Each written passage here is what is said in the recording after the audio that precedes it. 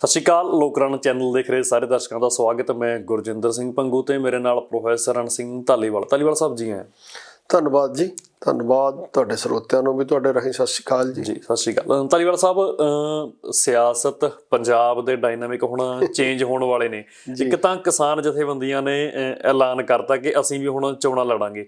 ਉਸ ਤੋਂ ਬਾਅਦ ਕੈਪਟਨ ਅਮਰਿੰਦਰ ਸਿੰਘ ਦਾ ਬੀਜੇਪੀ ਦੇ ਨਾਲ ਅਲਾਇੰਸ ਤੇ ਇੱਕ ਗੱਲ ਕੱਲ ਇਹ ਵੀ ਨਿਕਲ ਕੇ ਆਈ ਕਿ ਸੁਖਦੇਵ ਸਿੰਘ ਢੀਂਡਸਾ, ਕੈਪਟਨ ਅਮਰਿੰਦਰ ਸਿੰਘ, ਅਮਿਤ ਸ਼ਾਹ ਸਾਰੇ ਮਿਲ ਕੇ ਉਹਨਾਂ ਨੇ ਇੱਕ ਰਸਮੀ ਐਲਾਨ ਕਰਤਾ ਕਿ ਸੁਖਦੇਵ ਸਿੰਘ ਢੀਂਡਸਾ ਵੀ ਇਸ ਗੱਠਜੋੜ ਦਾ ਹੁਣ ਹਿੱਸਾ ਹੋਣ ਜਾ ਰਹੇ ਨੇ। ਕਿਵੇਂ ਦੇਖੀਏ ਇਸ ਸਾਰੇ ਆਪਾਂ ਤਾਮਝਾਮ ਨੂੰ? ਕੈਪਟਨ ਅਮਰਿੰਦਰ ਸਿੰਘ ਦੇ ਆਪਣੀ ਪੰਜਾਬ ਲੋਕ ਕਾਂਗਰਸ, ਬੀਜੇਪੀ, ਕਿਹਾ ਜਾ ਰਿਹਾ ਕਿ 3 ਤਰੀਕ ਨੂੰ 3 ਜਨਵਰੀ ਨੂੰ ਪ੍ਰਾਈਮ ਮਿਨਿਸਟਰ ਵਿਜ਼ਿਟ ਕਰਨਗੇ ਪੰਜਾਬ 'ਚ। ਕੋਈ ਅਹਿਮ ਐਲਾਨ ਪੰਜਾਬ ਸੰਬੰਧੀ ਉਹ ਕਰ ਸਕਦੇ ਨੇ। ਹੁਣ ਸੁਖਦੇਵ ਸਿੰਘ ਢੀਂਡਸਾ, ਆਮ ਆਦਮੀ ਪਾਰਟੀ ਦੀ ਜੋ ਉੱਥੇ ਜਿੱਤ ਦਰਜ ਹੋਈ ਹੈ ਚੰਡੀਗੜ੍ਹ ਦੇ ਵਿੱਚ, ਉਹਦੇ ਨਾਲ ਵੀ ਆਮ ਆਦਮੀ ਪਾਰਟੀ ਨੂੰ ਹੁਣ ਹੋਰ ਹੁਲਾਰਾ ਮਿਲਿਆ, ਹੋਰ ਹੌਸਲੇ ਦੇ ਵਿੱਚ ਹੈ ਪਾਰਟੀ। ਸ਼੍ਰੋਮਣੀ ਅਕਾਲੀ ਦਲ ਬਿਕਰਮ ਸਿੰਘ ਮਜੀਠੀਆ ਵਾਲੇ ਕੇਸ ਤੇ ਉਹ ਉੱਥੇ ਹੀ ਘਿਰੇ ਹੋਏ ਨੇ। ਉਹਨਾਂ ਨੇ ਹੁਣ ਜ਼ਮਾਨਤ ਲਈ ਉਹ ਹਾਈ ਕੋਰਟ ਪਹੁੰਚ ਗਏ ਨੇ। ਪਹਿਲਾਂ ਉਹਨਾਂ ਦੀ ਅਦਾਲਤ ਨੇ ਜੋ ਅਰਜ਼ੀ ਸੀ ਉਹ ਖਾਰਜ ਕਰਤੀ। ਕਿਸਾਨਾਂ ਦਾ ਜੋ ਏਜੰਡਾ, ਭਾਵੇਂ ਹਜੇ ਕਿਸਾਨ ਆਗੂਆਂ ਦਾ ਕਹਿਣਾ ਕਿ ਅਸੀਂ ਏਜੰਡਾ ਲੈ ਕੇ ਆਵਾਂਗੇ, ਪਰ ਹੁਣ ਜੋ ਮੇਨ ਏਜੰਡਾ ਉਹ ਚੋਣਾਂ ਦੇ ਵਿੱਚ ਉਤਰਨ ਦਾ, ਚੋਣਾਂ ਲੜਨ ਦਾ। ਜੇਕਰ ਆਪਾਂ ਸਾਰੇ ਸਿਨੈਰੀਓ ਨੂੰ ਸਮਝਦੇ ਹੋਏ ਜੋ ਹੁਣ ਇਹ ਅਲਾਇੰਸ ਹੋਣ ਜਾ ਰਿਹਾ ਕੈਪਟਨ ਅਮਰਿੰਦਰ ਸਿੰਘ ਤੇ ਬੀਜੇਪੀ ਦਾ, ਵੈਸੇ ਗੱਲ ਇਹ ਪਹਿਲਾਂ ਕਲੀਅਰ ਹੋ ਗਈ। ਹੁਣ ਸੁਖਦੇਵ ਸਿੰਘ ਢੀਂਡਸਾ ਵੀ ਇਸ ਤਿੱਕੜੀ ਦਾ ਹਿੱਸਾ ਬਣਨ ਜਾ ਰਹੇ ਨੇ। ਦੇਖੋ, ਇਸ ਦੇ ਵਿੱਚ ਇਹ ਹੈ ਨਾ, ਪੱਤਰਕਾਰ ਭਰਾ ਵੀ, ਵਕਤਾ ਜਿਹੜੇ ਸਪੋਕਸਪਰਸਨ ਵੱਖ-ਵੱਖ ਪਾਰਟੀਆਂ ਦੇ, ਤੇ ਸਾਰੇ ਰਿਸਰਚਰ ਜੋ ਅੰਦਾਜ਼ੇ ਪੰਜਾਬ ਦੀ ਇਲੈਕਸ਼ਨ ਦੇ ਉਹਨਾਂ ਨੇ ਹੁਣ ਤੱਕ ਲਾਏ ਸੀ ਜੀ, ਇਹ ਜਿਹੜੀਆਂ 2 ਡਿਵੈਲਪਮੈਂਟਸ ਹੋਈਆਂ ਵੱਡੀਆਂ, ਇੱਕ ਜਿਹੜਾ ਕਿਸਾਨਾਂ ਦੀਆਂ 22-23 ਪਾਰਟੀਆਂ, ਉਹਨਾਂ ਨੇ ਇੱਕ ਮੋਰਚਾ ਬਣਾਇਆ, ਸੰਯੁਕਤ ਸਮਾਜ ਮੋਰਚਾ, ਤੇ ਉਹਨਾਂ ਨੇ ਐਲਾਨ ਕਰਤਾ ਕਿ ਅਸੀਂ ਇਲੈਕਸ਼ਨ ਦੇ ਵਿੱਚ ਉਤਰ ਰਹੇ ਹਾਂ। ਉਸ ਮੋਰਚੇ ਵੱਲੋਂ ਆਮ ਆਦਮੀ ਪਾਰਟੀ ਨਾਲ ਰਲਣ ਦੇ ਖਦਸ਼ੇ ਹਾਲੇ ਕਲੀਅਰ ਨਹੀਂ ਹੋਏ ਬਹੁਤ। ਭਾਵੇਂ ਉਹਨਾਂ ਨੇ ਕਹਿਤਾ ਕਿ ਅਸੀਂ ਨਹੀਂ ਰਲਾਂਗੇ, ਪਰ ਉਹਨਾਂ ਨੇ ਆਊਟਰਾਈਟਲੀ ਨਹੀਂ ਕਿਹਾ। ਉਹਨਾਂ ਨੇ ਇਹ ਕਿਹਾ ਕਿ ਹਾਲੇ ਕੋਈ ਫੈਸਲਾ ਨਹੀਂ ਹੋਇਆ। ਤੇ ਦੂਜੇ ਪਾਸੇ ਇੱਕ ਸੰਕੇਤ ਆ ਰਿਹਾ ਹੈ ਕਿ ਜਿਸ ਕਿਸਮ ਨਾਲ ਕੱਲ ਇੱਕ ਹੋਰ ਐਲਾਨ ਉਹਨਾਂ ਨੇ ਇੱਕ ਦਿਨ ਜਾਂ 2 ਦਿਨ ਪਹਿਲਾਂ ਕਹਿ ਲਓ ਇਹਨੇ ਆਮ ਆਦਮੀ ਪਾਰਟੀ ਨੇ ਕਰਤਾ ਹੋਰ ਸੀਟਾਂ ਦਾ, ਉਸ ਤੋਂ ਲੱਗ ਰਿਹਾ ਹੈ ਕਿ ਪਿਛਲੀ ਜਿਹੜੀ ਗੱਲ ਹੈ ਉਹ ਸਿਰੇ ਲੱਗ ਨਹੀਂ ਰਹੀ ਉਹਨਾਂ ਦੀ। ਇਹ ਜਿਹੜੇ 2 ਨਵੇਂ ਗੱਠਜੋੜ, ਇੱਕ ਤਾਂ ਬੀਜੇਪੀ, ਢੀਂਡਸਾ ਸਾਹਿਬ, ਕੈਪਟਨ ਅਮਰਿੰਦਰ ਸਿੰਘ ਜੀ, ਇਹਨਾਂ ਦਾ ਜਿਹੜਾ ਗੱਠਜੋੜ, ਇੱਕ ਦੂਸਰਾ ਕਿਸਾਨਾਂ ਦਾ ਇੱਕ ਪਾਰਟੀ ਦੇ ਤੌਰ ਤੇ ਆਉਣਾ, ਇਸ ਦੇ ਨਾਲ ਇੱਕ ਤੇ ਹੋਇਆ ਕਿ ਪੁਰਾਣੇ ਜਿਹੜੇ ਸਾਰੇ ਅੰਦਾਜ਼ੇ ਸੀ ਉਹ ਇੱਕ ਵਾਰੀ 0 ਹੋ ਗਏ। ਕਿਉਂਕਿ ਉਹ ਅੰਦਾਜ਼ੇ ਜਿਹਨੇ ਵੀ ਲਗਾਏ ਸੀ ਰਿਸਰਚਰਸ ਨੇ, ਉਦੋਂ ਇਹ ਕਲੀਅਰ ਨਹੀਂ ਸੀ ਕਿ ਚੌਥਾ ਫਰੰਟ ਬੀਜੇਪੀ ਦਾ ਕਿੱਦਾਂ ਦਾ ਹੋਏਗਾ। ਆਪ, ਅਕਾਲੀ ਦਲ ਤੇ ਕਾਂਗਰਸ, ਇਹ 3 ਫਰੰਟ ਤਾਂ ਲਗਭਗ ਕਲੀਅਰ ਸੀ। ਚੌਥਾ ਫਰੰਟ ਇਹ ਕਲੀਅਰ ਸੀ ਕਿ ਬੀਜੇਪੀ ਦਾ, ਮਤਲਬ ਇਹ ਕਲੀਅਰ ਨਹੀਂ ਸੀ ਕਿ ਬੀਜੇਪੀ 117 ਤੇ ਲੜੇਗੀ ਜਾਂ ਫਿਰ ਬੀਜੇਪੀ ਉਸੇ ਪੋਜੀਸ਼ਨ 'ਚ ਆ ਜਾਏਗੀ। ਅਲਟੀਮੇਟਲੀ ਇਹਦੇ ਨਾਲ ਬੀਜੇਪੀ 23 ਤੇ ਨਹੀਂ 35 ਤੇ ਲੜ ਲੂਗੀ, 35 ਤੇ ਨਹੀਂ 50 ਤੇ ਲੜ ਲੂਗੀ। ਉਹ ਕੁਝ ਸੀਟਾਂ ਅਮਰਿੰਦਰ ਸਿੰਘ ਨੂੰ ਵੀ ਦੇਣਗੇ, ਕੁਝ ਸੀਟਾਂ ਸੁਖਦੇਵ ਸਿੰਘ ਢੀਂਡਸਾ ਦੇ ਗਰੁੱਪ ਨੂੰ ਵੀ ਦੇਣਗੇ। ਉਸ ਦੇ ਵਿੱਚ ਹੀ ਇਸੇ ਰਗੜੇ ਝਗੜੇ 'ਚ ਸੁਖਦੇਵ ਸਿੰਘ ਢੀਂਡਸਾ ਦਾ ਜਿਹੜਾ ਗਰੁੱਪ ਕਹਾਉਂਦਾ ਸੀ ਵੱਡਾ, ਉਹਦੇ ਵਿੱਚੋਂ ਰਣਜੀਤ ਸਿੰਘ ਬ੍ਰਹਮਪੁਰਾ ਬੈਕ ਹੋ ਗਏ ਅਕਾਲੀ ਦਲ 'ਚ। ਸੋ ਇਸ ਕਰਕੇ ਪਹਿਲਾਂ ਤਾਂ ਉਹ ਵੋਟ ਦਾ ਸਮਝ ਨਹੀਂ ਲੱਗ ਰਹੀ ਵੀ ਉਹ ਕਿਵੇਂ ਕੰਸੋਲੀਡੇਟ ਕਿਵੇਂ ਹੋਊਗੀ, ਕਿਹੜੇ ਪਾਸੇ ਪੋਲਰਾਈਜੇਸ਼ਨ ਹੋਊਗੀ, ਉਹ ਵਾਪਸ ਜਾਊਗੀ ਨਹੀਂ ਜਾਊਗੀ, ਕਿਵੇਂ ਜਾਊਗੀ। ਇਸ ਰੌਲੇ ਦੇ ਵਿੱਚੇ ਵਿੱਚ ਜਿਹੜਾ ਕਿਸਾਨ ਦੀ ਵੋਟ ਆ ਗਈ ਜੀ। ਜਿਵੇਂ ਤੁਸੀਂ ਚੰਡੀਗੜ੍ਹ ਦਾ ਰੈਫਰੈਂਸ ਵੀ ਦਿੱਤਾ ਹੈ ਕਿ ਚੰਡੀਗੜ੍ਹ ਦੀ ਮਿਊਨਿਸਪੈਲਿਟੀ ਦੀ ਜਿਹੜੀ ਚੋਣ ਸੀ ਉਹਦੇ ਵਿੱਚ ਅੱਜ ਆਪ ਪਾਰਟੀ ਨੇ ਬੜੀ ਸਤਿਕਾਰਯੋਗ ਬਹੁਮਤ ਤਾਂ ਨਹੀਂ ਲਈ, ਸਤਿਕਾਰਯੋਗ ਵੋਟ ਹੈ ਜਿਹੜੀ ਬਹੁਤ ਹੀ ਲਈ ਹੈ, ਮਤਲਬ ਸਭ ਤੋਂ ਵੱਡੀ ਪਾਰਟੀ ਬਣ ਕੇ ਉੱਭਰੀ ਹੈ ਉੱਥੇ ਜੀ। ਜੇ ਤਾਂ ਇਸ ਦਾ ਸਮਝੌਤਾ ਆਮ ਆਦਮੀ ਪਾਰਟੀ ਨਾਲ ਜਿਹੜਾ ਪਹਿਲੇ ਦਿਨ ਲੱਗਦਾ ਸੀ ਕਿ ਹੋਏਗਾ, ਹਾਲੇ ਵੀ ਕਿਆਸ ਰਾਈਆਂ ਨੇ ਕਿ ਹੋ ਸਕਦਾ ਜੀ, ਜੇ ਤਾਂ ਉਹ ਹੋ ਗਿਆ ਫਿਰ ਮੈਂ ਕਹਿਣਾ ਕਿ ਇਹ ਇੱਕ ਬਹੁਤ ਵੱਡਾ ਧੜਾ ਬਣ ਜਾਏਗਾ। ਵਰਨਾ ਇਹ ਆਉਣ ਵਾਲਾ ਸਮਾਂ ਦੱਸੇਗਾ। ਅਜੇ 10 ਦਿਨ ਲੱਗਣਗੇ ਇਹਦੇ ਅੰਦਾਜ਼ੇ ਲਗਾਉਣ ਨੂੰ, ਇੱਕਦਮ ਅੰਦਾਜ਼ਾ ਲਗਾਉਣਾ ਔਖਾ ਹੈ। ਪਰ ਤੁਸੀਂ ਆ ਵੀ ਦੇਖੋ ਕਿ ਜਦੋਂ ਕਿਸਾਨੀ ਅੰਦੋਲਨ ਚੱਲਦਾ ਸੀ, ਸ਼੍ਰੋਮਣੀ ਅਕਾਲੀ ਦਲ ਐਨਡੀਏ ਦੇ ਅਲਾਈਅੰਸ ਵਿੱਚੋਂ ਬਾਹਰ ਆ ਗਿਆ ਸੀ, ਬੀਬਾ ਹਰਸਿਮਰਤ ਕੌਰ ਬਾਦਲ ਨੇ ਆਪਣੀ ਮਿਨਿਸਟਰੀ ਤੋਂ ਅਸਤੀਫਾ ਦੇ ਦਿੱਤਾ ਸੀ। ਉਦੋਂ ਇਹ ਗੱਲ ਚੱਲਦੀ ਸੀ ਕਿ ਬੀਜੇਪੀ ਹੁਣ ਪੰਜਾਬ ਦੇ ਵਿੱਚ ਪੋਲੀਟੀਕਲ ਤੌਰ ਤੇ ਸਰਵਾਈਵ ਨਹੀਂ ਕਰ ਪਾਊਗੀ। ਤੇ ਹੁਣ ਸਿਚੁਏਸ਼ਨ ਇੱਥੇ ਖੜੀ ਹੋ ਗਈ ਕਿ ਕਈ ਤਾਂ ਹੁਣ ਇਹ ਸਵਾਲ ਵੀ ਚੱਲਦੇ ਨੇ ਕਿ ਯਾਰ ਬੀਜੇਪੀ ਪੰਜਾਬ 'ਚ ਸਰਕਾਰ ਬਣਾ ਜੂਗੀ, ਕੀ ਡਿਵੈਲਪਮੈਂਟ ਇੰਨੀ ਹੋਗੀ ਬੀਜੇਪੀ ਦੀ?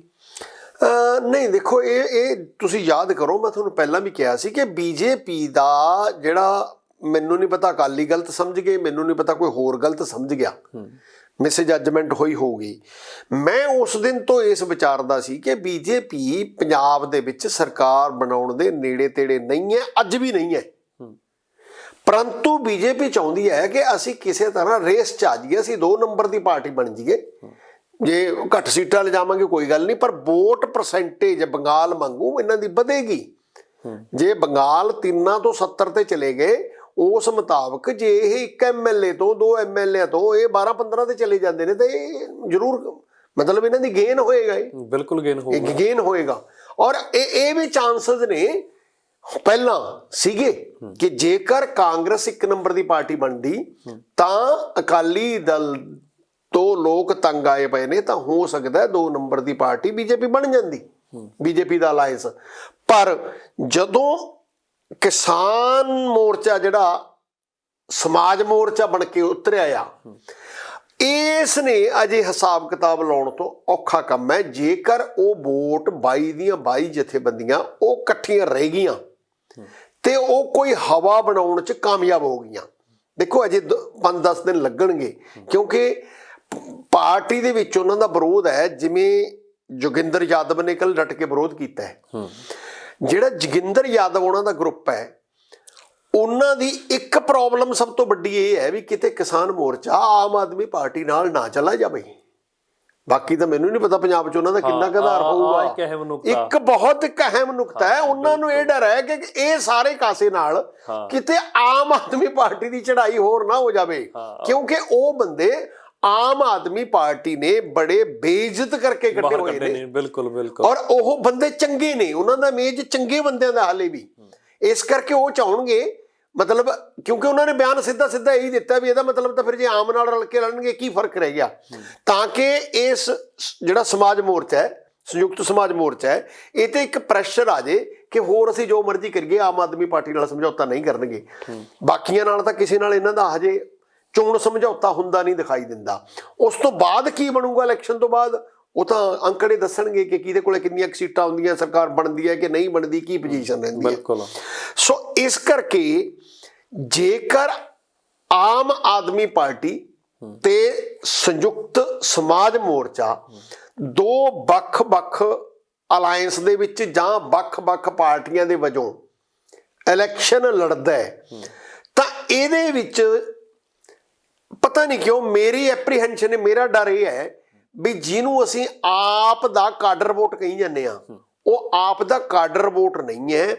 ਉਹ ਜਿਹੜਾ ਵੋਟ ਹੈ ਉਹ ਅਕਾਲੀ ਦਲ, ਕਾਂਗਰਸ, ਬੀਜੇਪੀ, ਸਾਡੀਆਂ ਸਾਰੀਆਂ ਟ੍ਰੈਡੀਸ਼ਨਲ ਪਾਰਟੀਆਂ, ਇਹਨਾਂ ਤੋਂ ਦੁਖੀ ਹੋਇਆ ਵੋਟ ਹੈ। ਉਹ ਜਿਹੜਾ ਆਪ ਕੋਲ ਹੈ ਤੇ ਉਹ ਵੋਟ ਜੇਕਰ ਆਉਣ ਵਾਲੇ 10 ਦਿਨਾਂ 'ਚ ਸੰਯੁਕਤ ਮੋਰਚਾ ਆਪਣੀ ਪਰਸੈਪਸ਼ਨ ਬਣਾਉਣ 'ਚ ਕਾਮਯਾਬ ਹੋ ਜਾਂਦਾ ਹੈ, ਤਾਂ ਉਹ ਵੋਟ ਇਹਨਾਂ ਨਾਲ ਜੁੜ ਸਕਦਾ ਹੈ। ਇਹੋ ਜਿਹੇ ਚਾਂਸ ਵੀ ਪਏ ਨੇ ਹਲੇ ਕਿ ਇਹ ਨਾ ਹੋਵੇ ਕਿ ਜਿਹੜਾ ਉੱਥੇ ਆਪ ਮੁਹਾਰੇ ਇਕੱਠ ਸੰਯੁਕਤ ਕਿਸਾਨ ਮੋਰਚੇ ਦੇ ਵਿੱਚ ਹੋਇਆ, ਉਹਦੇ ਵਿੱਚ ਬਹੁਤ ਸਾਰੇ ਲੋਕ ਉਹੀ ਸੀ ਜਿਹੜੇ ਇਹ ਸਾਡੀਆਂ ਜਿਹੜੀਆਂ ਪਾਰਟੀਆਂ ਨੇ, ਪੋਲੀਟੀਕਲ ਪਾਰਟੀਆਂ, ਪਰੰਪਰਾਗਤ ਪਾਰਟੀਆਂ, ਇਹਨਾਂ ਤੋਂ ਦੁਖੀ ਹੋਏ ਲੋਕ ਉੱਥੇ ਗਏ ਹੋਏ ਸੀ। ਫਿਰ ਤਾਂ ਇਹ ਹੋ ਜਾਊਗਾ ਕਿ ਜਿਨ੍ਹਾਂ ਵੋਟਰਾਂ ਦੇ ਉੱਤੇ ਆਮ ਆਦਮੀ ਪਾਰਟੀ ਖੇਡ ਰਹੀ ਹੈ ਉਸ ਦੇ ਮੋਰਚਾ ਖੇਡੂਗਾ। ਹੋ ਸਕਦਾ ਇਹ। ਮੈਂ ਤੁਹਾਨੂੰ ਫਿਰ ਬਾਰ-ਬਾਰ ਕਹਿਣਾ ਕਿ ਜਿਹੜਾ ਵੋਟਰ ਹੈ, ਮੇਰੀ ਸਮਝ ਮੁਤਾਬਕ ਉਹ ਜਿਹੜਾ ਇਹ ਸੰਯੁਕਤ ਸਮਾਜ ਮੋਰਚਾ ਹੈ, ਇਹਨੂੰ ਵੱਡੀ ਗਿਣਤੀ 'ਚ ਵੋਟ ਪਾ ਸਕਦਾ ਹੈ। ਪਰ ਇੱਕ ਗੱਲ ਦਾ ਜਿਹੜਾ ਖਦਸ਼ਾ ਹੈ ਕਿ ਇਹਨਾਂ ਦੇ ਵਿੱਚੋਂ ਵਿਰੋਧ ਇਹਨਾਂ ਦਾ ਕਿੰਨਾ ਹੁੰਦਾ ਹੈ। ਜਿਹੜਾ ਇਹਨਾਂ ਦੇ ਵਿੱਚੋਂ ਵਿਰੋਧ ਹੋਊਗਾ ਉਹ ਉਸ ਵੋਟ ਨੂੰ ਕਾਟ ਬਹੁਤ ਕਰੂਗਾ। ਇਹ ਮਤਲਬ ਜੇ ਮੈਂ ਕਹਾਂ ਕਿ ਆਹ ਪੋਲੀਟੀਕਲ ਪਾਰਟੀਆਂ ਦਾ ਇਹਨਾਂ ਨੂੰ ਡਰ ਨਹੀਂ ਹੈਗਾ, ਇਸ ਗੱਲ 'ਚ ਮੈਂ ਬੜਾ ਕਲੀਅਰ ਹਾਂ ਕਿ ਇਹ ਪੋਲੀਟੀਕਲ ਪਾਰਟੀਆਂ ਕੋਲ ਜਿਹੜਾ ਇਹਨਾਂ ਦਾ ਕਾਡਰ ਵੋਟ ਹੈ ਉਹੀ ਰਹਿ ਜਾਏਗਾ। ਇਹਨਾਂ ਨੂੰ ਬਹੁਤ ਵੋਟ ਨਹੀਂ ਪਏਗੀ ਜੇ ਇਹਨਾਂ ਨਾਲ ਮੁਕਾਬਲਾ ਹੁੰਦਾ ਹੈ। ਪਰੰਤੂ ਜੇ ਆਮ ਆਦਮੀ ਪਾਰਟੀ ਨਾਲ ਉਹਨਾਂ ਦਾ ਕੋਈ ਸਮਝੌਤਾ ਹੋ ਜਾਂਦਾ ਹੈ ਔਰ ਸਮਝੌਤੇ ਦੇ ਵਿੱਚ ਸੰਯੁਕਤ ਮੋਰਚਾ ਵੱਡੇ ਭਾਈ ਦਾ ਰੋਲ ਪਲੇ ਕਰਦਾ ਹੈ, ਫਿਰ ਸ਼ਾਇਦ ਮਤਲਬ ਉਹਨਾਂ ਦੀ ਜਿੱਤ ਬਹੁਤ ਯਕੀਨੀ ਹੋ ਜਾਵੇ। ਪਰੰਤੂ ਇਸ ਤਰ੍ਹਾਂ ਹੋਣ ਨਾਲ ਵਿਚਲਿਆਂ ਦੀ ਵਿਰੋਧਤਾ ਜਿਹੜੀ ਹੈ ਉਹ ਹੋਰ ਪਹਿਲੀ ਗੱਲ ਤਾਂ ਉਹ ਵਿਰੋਧ 'ਚ ਹੈਗੇ ਹੀ ਨੇ, ਜਿਹੜੀਆਂ ਧਿਰਾਂ ਨਾਲ ਨਹੀਂ ਆਈਆਂ ਉਹ ਵਿਰੋਧ ਕਰ ਰਹੀਆਂ ਨੇ। ਪਰੰਤੂ ਜੇ ਸਮਝੌਤਾ ਆਮ ਆਦਮੀ ਪਾਰਟੀ ਨਾਲ ਹੁੰਦਾ ਤਾਂ ਇਸ ਦਾ ਵਿਰੋਧ ਹੋਰ ਵੀ ਵੱਧ ਜਾਏਗਾ। ਬਾਕੀ ਇਹ ਹੈ, ਲੋਕ ਵੈਸੇ ਕਹਿੰਦੇ ਨੇ ਇਹ ਮੂਵਮੈਂਟਸ ਦੇ ਵਿੱਚੋਂ ਕਈ ਵਾਰੀ ਪਾਰਟੀਆਂ ਆਉਂਦੀਆਂ ਨੇ। ਕੇਜਰੀਵਾਲ ਵੀ ਇਸ ਤਰ੍ਹਾਂ ਦੀ ਪਾਰਟੀ ਦੀ ਪ੍ਰੋਡਕਟ ਸੀ ਤੇ ਇਹਦੇ ਵਿੱਚੋਂ ਵੀ ਕੁਛ ਨਾ ਕੁਛ ਨਵਾਂ ਨਿਕਲਿਆ ਆ, ਨਿਕਲ ਸਕਦਾ ਹੈ। ਹੁਣ ਜਿਹੜਾ ਰੌਲਾ ਸਿਰਫ ਇਹ ਹੈ ਕਿ ਜੇ ਤਾਂ ਇਹ ਸੰਯੁਕਤ ਸਮਾਜ ਮੋਰਚਾ ਕਾਮਯਾਬ ਹੁੰਦਾ ਹੈ, ਇਹਨੂੰ ਅੱਛਾ ਵੋਟ ਪੈਂਦਾ ਹੈ, ਇਹ ਸਰਕਾਰ ਦੇਣ ਦੇ ਨੇੜੇ ਤੇੜੇ ਲੱਗ ਜਾਂਦਾ ਹੈ ਜਾਂ ਵਿਰੋਧੀ ਧਿਰ ਦੇ ਨੇੜੇ ਤੇੜੇ ਲੱਗ ਜਾਂਦਾ ਹੈ, ਫਿਰ ਤਾਂ ਦੂਸਰਾ, ਕਿਉਂਕਿ ਸੰਭਾਵਨਾ ਇਹ ਹੈ ਵੀ ਇਹ ਸਾਰੇ ਆਜ਼ਾਦ ਇਲੈਕਸ਼ਨ ਲੜਨਗੇ। ਜੇ ਆਜ਼ਾਦ ਲੜਨਗੇ ਤਾਂ ਫਿਰ ਇਹ ਇਕੱਠੇ ਰਹਿ ਪਾਉਣਗੇ ਕਿ ਨਹੀਂ ਪਾਉਣਗੇ, ਕਿਉਂਕਿ ਫਿਰ ਇਹਨਾਂ ਨੂੰ ਕਾਨੂੰਨ ਨੇ ਤਾਂ ਬੰਨ੍ਹ ਕੇ ਰੱਖਣਾ ਨਹੀਂ। ਫਿਰ ਇਹਨਾਂ 'ਚ ਇੱਕਾ ਦੁੱਕਾ ਤੇ ਵੀ ਖਰੀਦੋ ਫਰੋਖਤ ਹੋਊਗੀ ਨਾ, ਫਿਰ ਵੀ ਹੋਰ ਪਾਰਟੀਆਂ 'ਚ ਜਾ ਸਕਦੇ। ਐਂਟੀ ਡਿਫੈਕਸ਼ਨ ਲਾ ਤਾਂ ਲੱਗਣਾ ਨਹੀਂ ਇਹਨਾਂ ਦੇ, ਕਿਉਂਕਿ ਇਹ ਤਾਂ ਆਜ਼ਾਦ ਰਹਿਣਗੇ ਨਾ। ਆਜ਼ਾਦ ਬੰਦੇ ਤੇ ਐਂਟੀ ਡਿਫੈਕਸ਼ਨ ਲਾ ਨਹੀਂ ਲਾਗੂ ਹੁੰਦਾ ਵੀ ਤੂੰ ਛੱਡ ਨਹੀਂ ਸਕਦਾ ਪਾਰਟੀ, ਇੱਧਰ ਨਹੀਂ ਜਾਂਦਾ। ਪਾਰਟੀਆਂ 'ਚ ਤਾਂ ਇਹ ਆਉਣੇ ਨਹੀਂ। ਉੱਥੇ ਜਾ ਕੇ ਸੰਗਠਨ ਬਣ ਗਿਆ, ਪਾਰਟੀ ਬਣ ਗਈ, ਚੋਣ ਕਮਿਸ਼ਨ ਨੇ ਅਲਾਉਟ ਕਰਤਾ।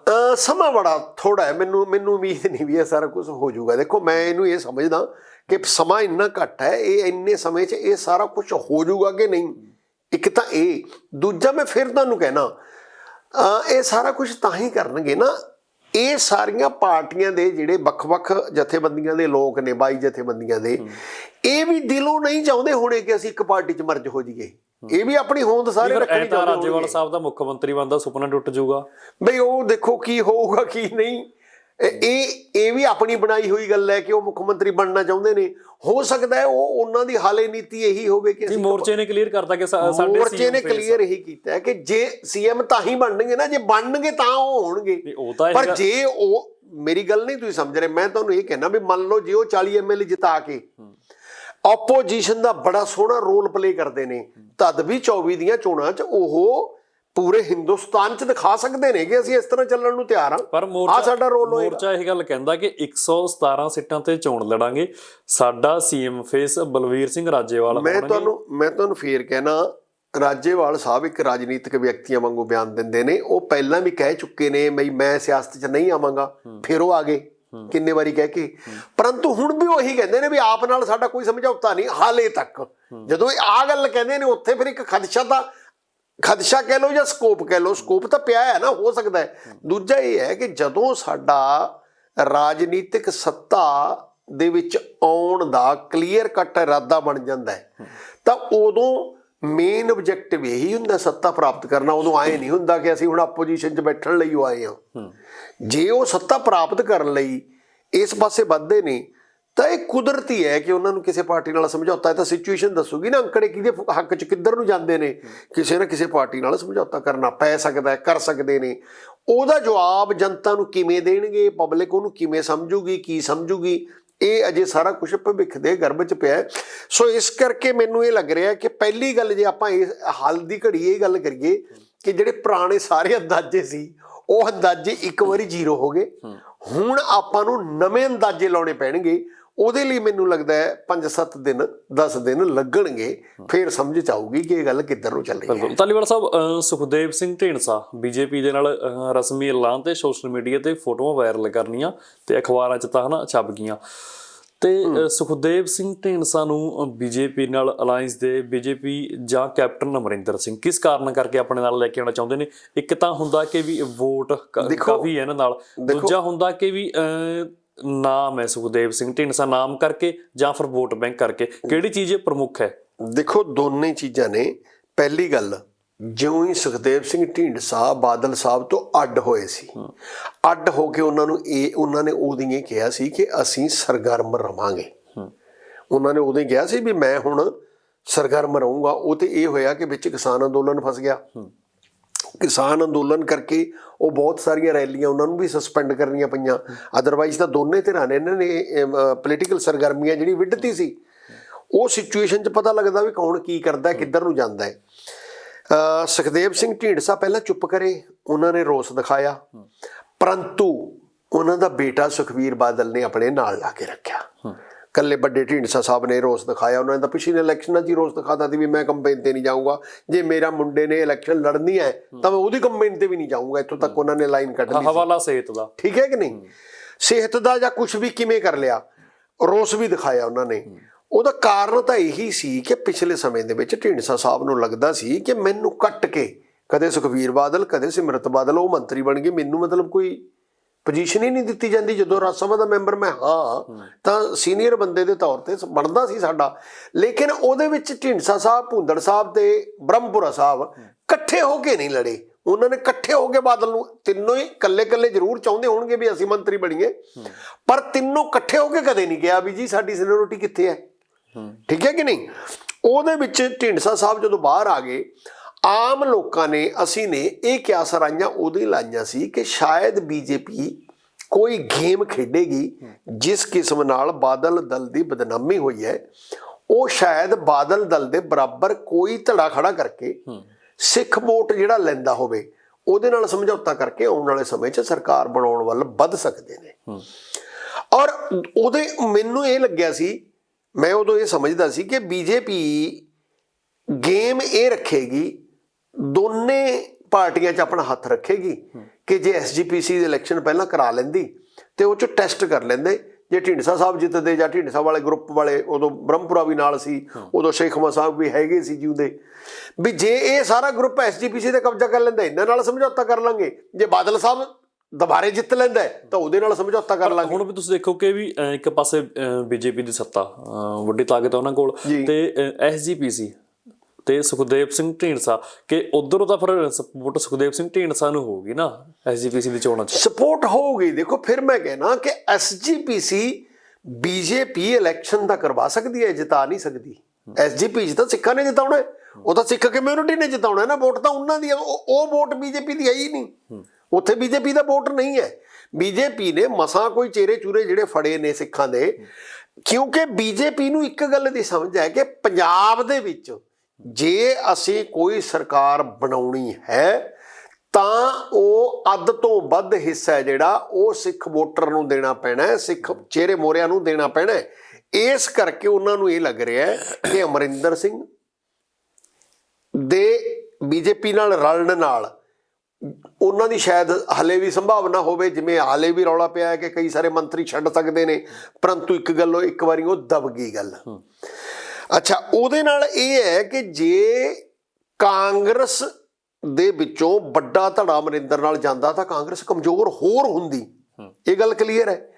ਤੇ ਜੇ ਸੁਖਦੇਵ ਸਿੰਘ ਢੀਂਡਸਾ ਨਾਲ ਅਕਾਲੀ ਆਉਂਦੇ ਨੇ ਜਾਂ ਇੱਕ ਅਕਾਲੀ ਗਰੁੱਪ ਵੱਖਰਾ ਖੜਾ ਹੁੰਦਾ ਹੈ, ਇਸ 'ਚ ਸੰਭਾਵਨਾ ਸਾਰੇ ਇਹ ਦੇਖਦੇ ਨੇ ਕਿ ਜੇਕਰ ਬਾਦਲ ਅਕਾਲੀ ਦਲ ਨੀਚੇ ਖਿਸਕੂਗਾ ਤਾਂ ਕੁਦਰਤੀ ਹੈ ਕਿ ਸੁਖਦੇਵ ਸਿੰਘ ਢੀਂਡਸਾ ਵਾਲਾ ਗਰੁੱਪ ਹੈ ਜਿਹੜਾ ਉਹ ਮਰਜ ਕਰ ਸਕਦਾ ਹੈ। ਇੱਕ ਦੂਸਰਾ, ਸੁਖਦੇਵ ਸਿੰਘ ਢੀਂਡਸਾ ਦੇ ਬੀਜੇਪੀ 'ਚ ਰਲਣ ਨਾਲ ਹੁਣ ਲੇਟੈਸਟ ਜੋ ਸਿਚੁਏਸ਼ਨ ਹੋਊਗੀ, ਹੁਣ ਫੇਰ ਚਾਂਸ ਉਹੀ ਬਣਦੇ ਨੇ ਕਿ ਪਹਿਲਾਂ ਅਕਾਲੀ ਦਲ ਦੀ ਕੋਈ ਪੋਜੀਸ਼ਨ ਨਹੀਂ ਬਣਦੀ ਸੀ ਕਿ ਅਕਾਲੀ ਦਲ ਦੇ ਜਿਹੜੇ ਬਾਗੀ ਲੋਕ ਨੇ ਜਾਂ ਜਿਨ੍ਹਾਂ ਨੂੰ ਟਿਕਟ ਨਹੀਂ ਮਿਲੀ ਜਾਂ ਜਿਹੜੇ ਬਾਦਲ ਸਾਹਿਬ ਤੋਂ ਦੁਖੀ ਨੇ ਜਾਂ ਸੀਨੀਅਰ ਕਹਾਉਂਦੇ ਨੇ, ਉਹਨਾਂ ਲੋਕਾਂ ਨੂੰ ਕੋਈ ਪਲੇਟਫਾਰਮ ਨਹੀਂ ਸੀ। ਹੁਣ ਢੀਂਡਸਾ ਸਾਹਿਬ ਦੇ ਆਉਣ ਨਾਲ ਉਹਨਾਂ ਨੂੰ ਇੱਕ ਪਲੇਟਫਾਰਮ ਮਿਲੂਗਾ। ਬਿਲਕੁਲ, ਮਤਲਬ ਆਉਣ ਵਾਲੇ ਸਮੇਂ 'ਚ ਹੋ ਸਕਦਾ ਹੈ ਕਿ ਕਈ ਵੱਡੇ ਅਕਾਲੀ ਸਟਾਲਵਰਟ ਢੀਂਡਸੇ ਨਾਲ ਆ ਜਾਣ। ਸੋ ਇਸ ਕਰਕੇ ਇਹ ਵੀ ਇੱਕ ਮੇਜਰ ਅਲਾਇੰਸ ਬਣੇਗਾ ਜਿਹੜਾ ਵੋਟਾਂ ਨੂੰ ਪ੍ਰਭਾਵਿਤ ਕਰੇਗਾ, ਚੰਗੀ ਵੋਟ ਲਏਗਾ ਜਿਹੜਾ ਬੀਜੇਪੀ। ਅਮਰਿੰਦਰ ਸਿੰਘ ਨਾਲ ਕਾਂਗਰਸ ਦਾ ਸਾਰਾ ਬਾਗੀ ਵੋਟ ਆਊਗਾ, ਢੀਂਡਸਾ ਸਾਹਿਬ ਨਾਲ ਅਕਾਲੀ ਬਾਗੀ ਵੋਟ ਆਊਗਾ, ਤੇ ਉਹ ਅਕਾਲੀ ਬਾਗੀ ਵੋਟ ਹੈ ਜਿਹੜਾ ਉਹਦੇ ਤੇ ਅਮਰਿੰਦਰ ਸਿੰਘ ਜਿਹੜੀ ਵੋਟ ਲਊਗਾ, ਇਹ ਸਿੱਖ ਵੋਟ ਲੈਣਗੇ, ਤੇ ਜਿਹੜੀ ਬੀਜੇਪੀ ਦੀ ਵੋਟ ਹੈ ਸ਼ਹਿਰਾਂ 'ਚ ਜਿਹੜੀ ਪਹਿਲਾਂ ਕਿਤੇ ਨਾ ਕਿਤੇ ਥੋੜੀ ਬਹੁਤ ਅਕਾਲੀ ਦਲ ਨੂੰ ਪੈਂਦੀ ਹੋਊਗੀ ਜੀ। ਕਿਉਂਕਿ ਮੰਨ ਲਓ ਜੇ ਆਪਾਂ ਛੋਟੇ ਛੋਟੇ ਵੀ ਕਸਬੇ ਲਈਏ ਨਾ, ਵੀ ਸਨੌਰ ਹੈ, ਨਾਭਾ ਹੈ, ਗੋਬਿੰਦਗੜ੍ਹ ਹੈ, ਸਰਹੰਦ ਹੈ, ਛੋਟੇ ਛੋਟੇ ਹਲਕਿਆਂ 'ਚ ਐਦਾਂ ਪਹਿਲਾਂ ਆਪਾਂ ਕਹਿੰਦੇ 22, ਉਹ ਤਾਂ ਗਿਣ ਲੀਆਂ ਜਿਹੜੀਆਂ ਪੱਕੀਆਂ 22-23 ਸੀਟਾਂ ਸੀ, ਲੱਗਦਾ ਸੀ ਵੀ ਇੱਥੇ ਹਿੰਦੂ ਮੈਜੋਰਿਟੀ ਹੈ ਜੀ, ਉਹ ਤਾਂ ਠੀਕ ਹੈ। ਉਹਨਾਂ ਨੂੰ ਛੱਡ ਕੇ ਕਿਤੇ ਕਿਤੇ ਬੀਜੇਪੀ ਦੀ ਵੋਟ ਹੈ, ਉਹ ਵੋਟ ਨੂੰ ਇਕੱਠੀ ਕਰਕੇ ਜੇ ਇਹ ਅਲਾਇੰਸ 'ਚ ਭੁਗਤਾਉਣ 'ਚ ਕਾਮਯਾਬ ਹੋ ਜਾਂਦੇ ਨੇ ਟੱਕਰ ਦੇਊਗਾ, ਤਾਂ ਇਹ ਅਲਾਇੰਸ ਟੱਕਰ ਦੇ ਸਕਦਾ ਹੈ। 2 ਨੰਬਰ ਤੇ 3 ਨੰਬਰ ਤੇ ਕਿੱਥੇ ਆਏਗਾ ਇਹ ਹਲੇ ਮੈਂ ਫਿਰ ਤੁਹਾਨੂੰ ਉਹੀ ਗੱਲ ਕਹਿਣਾ ਕਿ ਹਾਲੇ ਦੱਸਣਾ ਇਹ ਬਹੁਤ ਔਖਾ ਹੈ, ਕਿਉਂਕਿ ਹਲੇ ਕਲੀਅਰ ਨਹੀਂ ਕਿ ਜਿਹੜਾ ਸੰਯੁਕਤ ਮੋਰਚਾ ਕਿੰਨੀ ਕੁ ਵੋਟ ਲੈ ਕੇ ਜਾਏਗਾ, ਇਹ ਧੜਾ ਕਿੰਨੀ ਕੁ ਵੋਟ ਲੈ ਕੇ ਜਾਏਗਾ, ਬੀਐਸਪੀ ਦਾ ਵੋਟ ਕਿੱਧਰ ਨੂੰ ਜਾਏਗਾ, ਕਿੱਥੇ ਸ਼ਿਫਟ ਹੋਏਗਾ। ਜੇ ਬੀਐਸਪੀ ਦਾ ਵੋਟ ਬੀਐਸਪੀ ਦੇ ਹੱਥੋਂ ਨਿਕਲ ਕੇ ਕਾਂਗਰਸ ਨੂੰ ਸ਼ਿਫਟ ਹੋ ਜਾਂਦਾ ਹੈ, ਜੋ ਹਾਲੇ ਲੱਗ ਰਿਹਾ ਬਿਲਕੁਲ, ਫਿਰ ਅਕਾਲੀ ਦਲ ਨੂੰ, ਬਾਦਲ ਅਕਾਲੀ ਦਲ ਨੂੰ ਵੱਡੀ ਮਾਰ ਪੈ ਸਕਦੀ ਹੈ। ਉਹਦਾ ਕਾਰਨ ਇਹੀ ਕਿ ਇੱਕ ਤੇ ਬੀਜੇਪੀ ਦੀ ਵੋਟ ਨਿਕਲ ਗਈ, ਇੱਕ ਅਕਾਲੀ ਦਲ ਤੋਂ ਜਿਹੜੀਆਂ ਸਿੱਖ ਭਾਵਨਾਵਾਂ ਦੇ ਕਈ ਸਾਰੇ ਕਾਰਨ ਨੇ ਜਿਹਦੇ ਕਰਕੇ ਲੋਕ ਔਖੇ ਨੇ। ਅਕਾਲੀ ਦਲ ਕੋਲ ਪਹਿਲਾਂ ਇੱਕੋ ਹੀ ਗੱਲ ਸੀ ਕਾਂਗਰਸ ਦੇ ਵਿਰੁੱਧ ਬੋਲਣ ਦੀ, ਹੋਰ ਕੋਈ ਅਲਟਰਨੇਟਿਵ ਨਹੀਂ ਸੀ। ਕਾਂਗਰਸ ਦੇ ਖਿਲਾਫ ਬੋਲ ਕੇ 84 ਦਾ ਜਿਹੜੀ ਉਹਦੀ ਨਫ਼ਰਤ ਸੀ ਅਕਾਲੀਆਂ ਸਿੱਖਾਂ ਦੇ ਖਿਲਾਫ, ਉਹਨੂੰ ਵਰਤ ਕੇ ਉਹ ਵੋਟ ਅਕਾਲੀ ਦਲ ਵੱਲ ਨੂੰ ਤੁਰ ਪੈਂਦੀ ਸੀ। ਪਰੰਤੂ ਇਸ ਵਾਰ ਸਿੱਖ ਵੋਟਰ ਕੋਲ ਇੱਕ ਤੋਂ ਵੱਧ ਅਲਟਰਨੇਟਿਵ ਨੇ। ਉਹ ਕਿਸਾਨ ਜਿਹੜਾ ਸੰਯੁਕਤ ਸਮਾਜ ਮੋਰਚਾ ਹੈ ਉਹਦੇ ਨਾਲ ਵੀ ਜਾ ਸਕਦਾ ਹੈ, ਉਹ ਚੋਂ ਕੁਝ ਵਿਅਕਤੀ ਆਪ ਨਾਲ ਵੀ ਜਾ ਸਕਦੇ ਨੇ, ਪਰੰਤੂ ਆਪ ਨੇ ਫਿਰ ਆਪਣਾ ਇੱਕ ਹਿੰਦੂ ਚਿਹਰਾ ਨੰਗਾ ਕਰ ਦਿੱਤਾ ਹੈ। ਉਹ ਇਹਨਾਂ ਗੱਲਾਂ ਤੇ ਜਿਵੇਂ ਸ਼ਹੀਨ ਬਾਗ ਦਾ ਰੌਲਾ ਪਿਆ, ਈਵਨ ਕਿਸਾਨ ਮੋਰਚੇ ਵਿੱਚ ਵੀ ਉਹ ਥੋੜਾ ਜਿਹਾ ਇਸ ਤਰ੍ਹਾਂ ਪ੍ਰਭਾਵ ਦੇ ਰਹੇ ਨੇ ਕੇਜਰੀਵਾਲ ਜੀ, ਵੀ ਜਿਵੇਂ ਅਸੀਂ ਤਾਂ ਵਪਾਰੀਆਂ ਦੀ ਪਾਰਟੀ ਹਾਂ। ਉਹ ਪ੍ਰਭਾਵ ਕਰਕੇ ਮੈਨੂੰ ਇਹ ਲੱਗਦਾ ਕਿ ਹਿੰਦੂ ਵੋਟ ਉਹ ਵੀ ਅਟਰੈਕਟ ਕਰ ਸਕਦੇ ਨੇ। ਸੋ ਉਸ ਚੱਕਰ 'ਚ ਹਾਲੇ ਨਾ ਬਹੁਤ ਜ਼ਿਆਦਾ ਖਲਾਰਾ ਪਿਆ। ਮੈਨੂੰ ਇਹ ਲੱਗ ਰਿਹਾ ਕਿ ਆਉਣ ਵਾਲੇ 10 ਕੁ ਦਿਨ ਜ਼ਰੂਰ ਪਤਾ ਲੱਗੇਗਾ ਕਿ ਜਿਹੜਾ ਉਹ ਪਾਣੀ ਗੰਦਲਿਆ ਹੁੰਦਾ ਨਾ ਜਿੱਦਾਂ, ਉਹ ਫਿਰ ਪਤਾ ਲੱਗੇਗਾ ਕਿ ਰੇਤਾ ਕਿੰਨਾ ਕੁ ਬੈਠ ਰਿਹਾ ਹੈ, ਕਿੱਧਰ ਨੂੰ ਬੈਠ ਰਿਹਾ ਹੈ। 10 ਤੱਕ ਸਥਿਤੀ ਜ਼ਿਆਦਾਤਰ ਕਲੀਅਰ ਜੀ ਹੋ ਜਾਊਗੀ। ਹਾਲੇ ਨਾ ਮੈਂ ਇਹ ਕਹਿਣਾ ਵੀ ਆਮ ਬੰਦੇ ਨੂੰ ਤਾਂ ਕੀ, ਜਿਹੜਾ ਐਨਾਲਿਸਟ ਹੈ ਉਹਨੂੰ ਵੀ ਔਖਾ ਹੋ ਰਿਹਾ ਹੈ, ਜਿਹਨੇ ਵਿਚਾਰੇ ਨੇ ਕੋਈ ਰਿਸਰਚ ਕਰੀ ਸੀ। ਉਹ ਰਿਸਰਚ ਦੇ ਵਿੱਚ ਉਦੋਂ ਐਂ ਤਾਂ ਕਿਸੇ ਨੂੰ ਪੁੱਛਿਆ ਨਹੀਂ ਨਾ ਵੀ ਜਿਹੜਾ ਸੰਯੁਕਤ ਮੋਰਚੇ ਦਾ ਇੱਕ ਹੋਰ ਗਰੁੱਪ ਆ ਗਿਆ, ਜਿਹੜਾ ਸੰਯੁਕਤ ਸਮਾਜ ਮੋਰਚਾ, ਵੀ ਇਹਨੂੰ ਕਿੰਨੀ ਵੋਟ ਪਏਗੀ। ਹੁਣ ਇਹ ਵੀ ਵੋਟ ਆ ਗਿਆ, ਜੇ ਮੰਨ ਲਓ ਇਹ 20% 25% ਵੋਟ ਲਿਜਾਂਦਾ ਹੈ ਤਾਂ ਸਾਰੀ ਸਥਿਤੀ ਬਦਲ ਦੇਗਾ। ਇਸ ਤਰ੍ਹਾਂ ਹੀ ਬੀਜੇਪੀ ਵੀ ਕੰਸੋਲੀਡੇਟ ਹੋਈ ਹੈ, ਮਤਲਬ ਉਹ ਇੱਕ ਸਿੱਖਾਂ ਦਾ ਧੜਾ, ਇੱਕ ਕਾਂਗਰਸ ਦਾ ਧੜਾ, 2 ਧੜਿਆਂ ਨੂੰ ਲੈ ਕੇ ਜਦੋਂ ਉਹਨਾਂ ਦਾ ਅਲਾਇੰਸ ਹੁੰਦਾ ਹੈ। ਪਰ ਉਹ ਅਲਾਇੰਸ 'ਚ ਹਜੇ ਦੇਖਣਾ ਹੈ ਕਿ ਉਹ 'ਚ ਕਿੰਨੀ ਪੋਜੀਸ਼ਨ ਮਿਲਦੀ ਹੈ। ਜੇ 25-30 ਸੀਟਾਂ ਢੀਂਡਸਾ ਸਾਹਿਬ ਨੂੰ ਦੇ ਦਿੰਦੇ ਨੇ ਐਜ ਏ ਗਰੁੱਪ, ਤਾਂ ਮੈਨੂੰ ਪੱਕਾ ਯਕੀਨ ਹੈ ਕਿ ਢੀਂਡਸਾ ਸਾਹਿਬ ਨਾਲ ਉਹ 25-30 ਸੀਟਾਂ ਤੇ ਅੱਧੇ ਲੋਕ ਉਹ ਆਉਣਗੇ ਜਿਹੜੇ ਅਕਾਲੀ ਦਲ ਤੋਂ ਟੁੱਟ ਕੇ ਆਉਣਗੇ। ਇਸ ਕਰਕੇ ਪੋਜੀਸ਼ਨ ਹਾਲੇ ਕਲੀਅਰ ਨਹੀਂ, ਉਹ ਆਉਣ ਵਾਲੇ ਸਮੇਂ 'ਚ। ਜੀ ਬਿਲਕੁਲ। ਧਾਲੀਵਾਲ ਸਾਹਿਬ ਸ਼ੁਕਰੀਆ, ਥੈਂਕ ਯੂ ਜੀ। ਦੋਸਤੋ ਸਾਡੇ ਨਾਲ ਜੁੜੇ ਹੋਏ ਸੀ ਪ੍ਰੋਫੈਸਰ ਰਣ ਸਿੰਘ ਧਾਲੀਵਾਲ ਸਾਹਿਬ ਨੇ ਸਥਿਤੀ ਕਲੀਅਰ ਕਰਤੀ, ਪਰ ਇੱਕ ਗੱਲ ਵੀ ਪਿੱਛੇ ਛੱਡੀ ਕਿ 10 ਦਿਨਾਂ ਤੱਕ ਸਾਫ਼ ਹੋ ਜਾਊਗਾ ਕਿ ਬਣਦਾ ਕੀ ਹੈ। ਪਾਰਟੀਆਂ ਇਸ ਵਾਰ ਕਾਫੀ ਹੋ ਗਈਆਂ ਨੇ, ਅੱਗੇ ਤਾਂ 2 ਪਾਰਟੀ 'ਚ ਮੁਕਾਬਲਾ ਹੁੰਦਾ ਸੀ, ਆਪ ਆਉਣ ਨਾਲ ਮੁਕਾਬਲਾ ਤਿਕਾਉਣਾ ਹੋ ਗਿਆ। ਇਸ ਵਾਰ ਤਾਂ 4-5 ਕਈ ਸੰਗਠਨ ਜੇ ਬਣੇ ਹੋਏ ਨੇ, ਤੇ ਦੇਖਦੇ ਹਾਂ ਕੀ ਬਣਦਾ। ਜੋ ਸਾਡੇ ਕੋਲ ਇਨਫੋਰਮੇਸ਼ਨ ਹੋਊਗੀ ਅਸੀਂ ਲਗਾਤਾਰ ਤੁਹਾਡੇ ਨਾਲ ਸਾਂਝੀ ਕਰਦੇ ਰਹਾਂਗੇ। ਤੁਸੀਂ ਬਣੇ ਰਹੋ ਤੁਹਾਡੇ ਆਪਣੇ ਚੈਨਲ ਲੋਕ ਰਣ ਚੈਨਲ ਪੰਜਾਬੀ ਤੇ। ਧੰਨਵਾਦ।